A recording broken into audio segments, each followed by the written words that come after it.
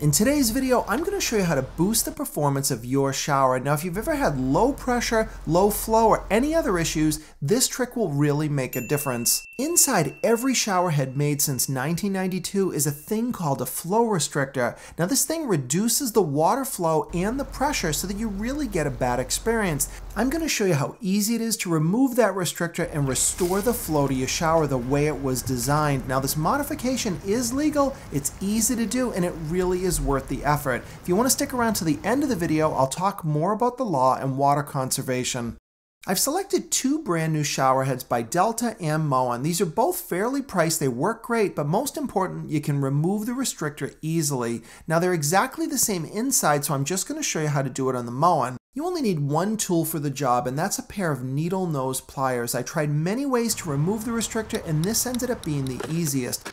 With our shower head removed, we want to look at the part that connects to our plumbing. Now as we look in here, you can see that black ring. So take your needle nose pliers and reach in there and grab the ring and pull it out. This is a sealing washer and you want to keep this because you'll reuse it. And that green bit there is the flow restrictor. So you want to take your needle nose pliers, put them in, grip onto it, and pull it straight out. You can immediately see how much larger that opening is. Here's a close-up of what you're doing. You're grabbing one of those four prongs. Now when you tug it outward, if it breaks off, just go to one of the other prongs and try again. But before you reinstall it, just take that black washer and reinsert it back into the head. You can just push it straight in so that it sits flat. And now you're ready to reinstall the shower head. Now I suggest keeping the flow restrictor in case down the road you want to reinstall it, but once you take a shower without it, you'll never want to go back to a restricted shower again. Here we've got a handheld shower head made by Kohler. Now this has a different design and it's pretty popular, so this may be something you'll encounter.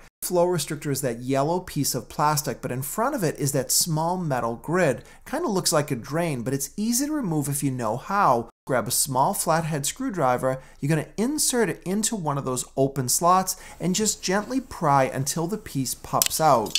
With the guard removed, we've just got to take the restrictor out. Now these can be a little bit tight, so I recommend using the same screwdriver and slowly wiggling the restrictor around until it finally will break free of the housing and you can take it out.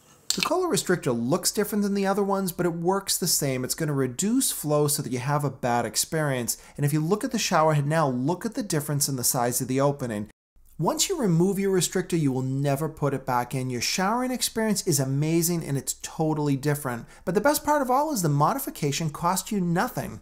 Now let's talk about water use. You will use more water once you modify your shower head, but it's worth it. And once you try it, I think you'll agree. But how much more water will you actually use? Well, the answer is it depends, because you might find out that with the extra water and volume and pressure that you'll actually take a shorter shower because you will be able to get cleaner quicker and get the job done sooner. So you might find that your water use is hardly changing at all.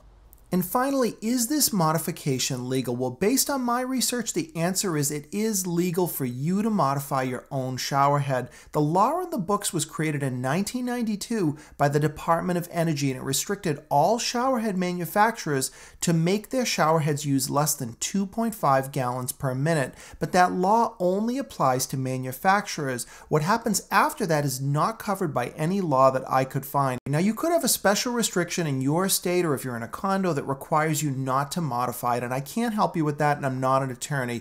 So I hope you enjoyed this video, got you to do something that really can improve your life in a small way, but you'll appreciate it every single day. If you like this video, please give me a thumbs up, subscribe to my channel if you're not already for more videos coming up.